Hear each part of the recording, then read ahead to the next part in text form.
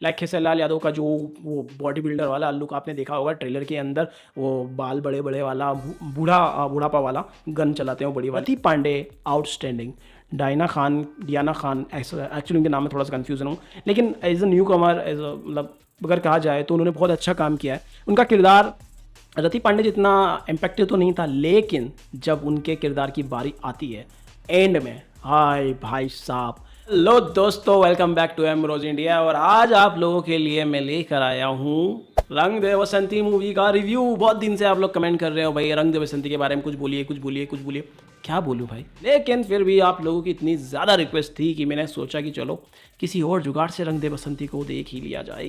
तो वो नहीं बताऊंगा मैंने कैसे देखी, लेकिन हाँ ये बात सच है कि मैंने रंग दे बसंती को देख लिया है। तो मैं आपको पूरा आज बताऊंगा कि मुझे कैसा लगा, एक्सपीरियंस मेरा कैसा रहा। पहले तो यार बहुत बहुत शुभकामनाएं, रंग दे बसंती थिएटर में बहुत बेहतरीन काम कर रही है। ये जो मूवी है ना, आपको पता ही होगी, अब वो तो हमने ट्रेलर में देख ही लिया कि एक खेसारीलाल यादव के दो रोल हमें दिखने वाले हैं। एक थोड़े बुजुर्ग के रहेंगे, एक थोड़े जवान रहेंगे, एक बच्चे रहेंगे, ठीक है। ट्रेलर देखने के बाद और कुछ देखने के बाद ऊपर से उनके बेटे ऋषभ का की एंट्री हमने देखी तो हमको लगा कि भाई वो उनकी स्टोरी है कि वो बेटे से जवान होंगे, जवान से बूढ़े होंगे, ऐसी स्टोरी हमें लगी थी कि ऐसा होगा। लेकिन आप जो सोच रहे हो बिल्कुल वैसा नहीं होगा। अब ये स्टोरी तो मैं सुना नहीं सकता आपको, स्टोरी के लिए आपको थिएटर्स में जाना पड़ेगा। थिएटर्स में जाइए, स्टोरी आपको वहाँ पता चले। चलिए तो शुरू करते हैं। पहले तो बात करते हैं इस मूवी के प्रोडक्शन की। तो भाई इस मूवी के जो प्रोड्यूसर हैं उनका नाम है रोशन सिंह। बहुत ही बेहतरीन काम किया है इन्होंने।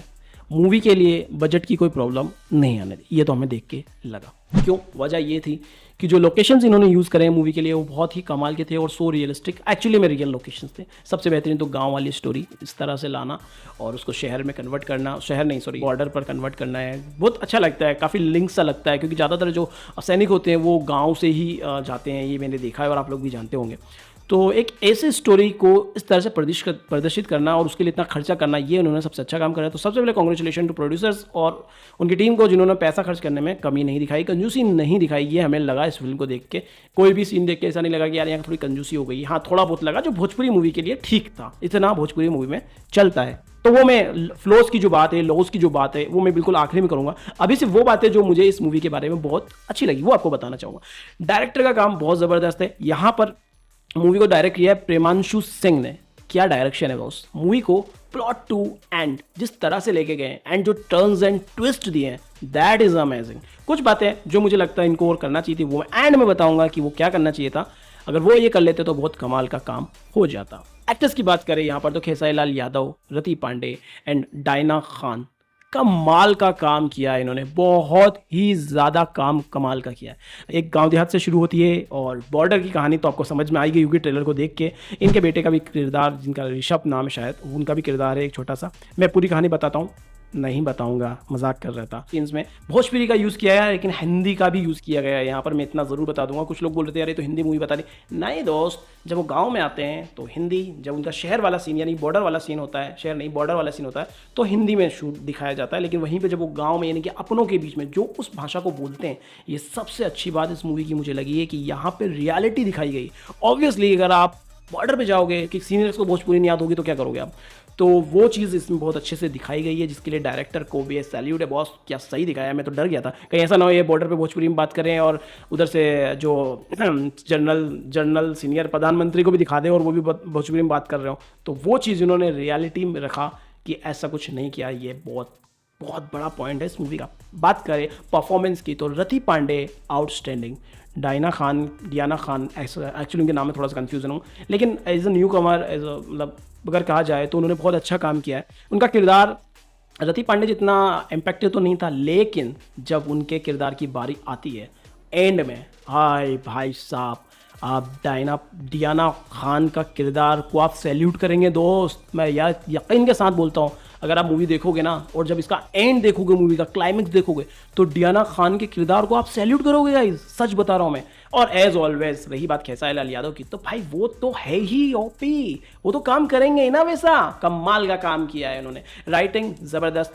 लेकिन म्यूज़िक की बात करूँ मैं, गाने यार ज़्यादा ही डाल दिए, लेकिन म्यूज़िक बहुत सही था।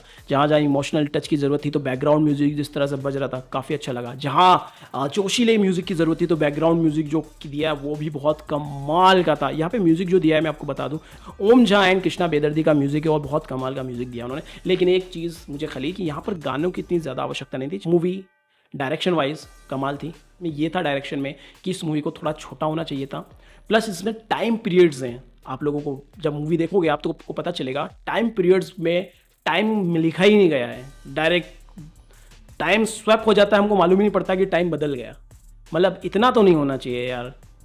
मतलब रहता ना एक 10 साल बाद, 5 साल बाद, 10 साल बाद वो वाले सीन जो होते हैं मूवीज़ में आते हैं, वो इसके अंदर कहीं ना कहीं चूक हो गई थी। और फ्लो में चलती है ये मूवी। टाइमलेस में एक्चुअली थोड़ा कंफ्यूज करना चाहिए, कर सकते थे ये ऑडियंस को, जिससे वो और अट्रैक्टिव लगती एंड क्लाइमेक्स और ज़्यादा मज़ेदार लगता अगर ये थोड़ा कंफ्यूज करके इन्होंने क्या स्टोरी को एक जैसा चलाया, छोटा बड़ा उसका बड़ा उसका बड़ा उस टाइप से। लेकिन अगर इसको ऐसा करते कि प्रेजेंट में मूवी चलती एंड देन फ्लैशबैक आता एंड देन फिर प्रेजेंट आता तो ये मूवी ज़्यादा अट्रैक्टिव लगती एज़ कम्पेयर टू दिस, जो मुझे लगा। ये एक और इसका मेजर पॉइंट मिस कर दिया गया था जो मुझे लगा कि इसको किया जा सकता था। डायरेक्टर को ये मेरी सलाह है, मेरी सलाह कौन मानने वाला है ये मुझे भी पता है। चलो आगे बढ़ते हैं भाई। मूवमेंट्स बहुत बेहतरीन थे इसके अंदर। कई मूवमेंट्स ऐसे आए लाइक खेसारी यादव का जो वो बॉडी बिल्डर वाला लुक आपने देखा होगा ट्रेलर के अंदर, वो बाल बड़े बड़े वाला बूढ़ापा वाला गन चलाते हैं बड़ी वाली, वो वाला मूवमेंट्स एक दो बार। और कुछ स्पीच थी खेसारी यादव की कॉलेज में, वो वाला मूवमेंट, एंड वो जय बजरंगबली वाला गाने के टाइम पर वाला मूवमेंट, एंड भी बहुत सारे मूवमेंट्स थे जहाँ पर खेसारी लाल जो बैकग्राउंड स्कोर है उसका बहुत अच्छे से यूज़ किया गया, जिसकी वजह से वो मूवमेंट बहुत अच्छे से विजुलाइज हुए और बहुत ज़्यादा अच्छे देखने में लग रहे थे।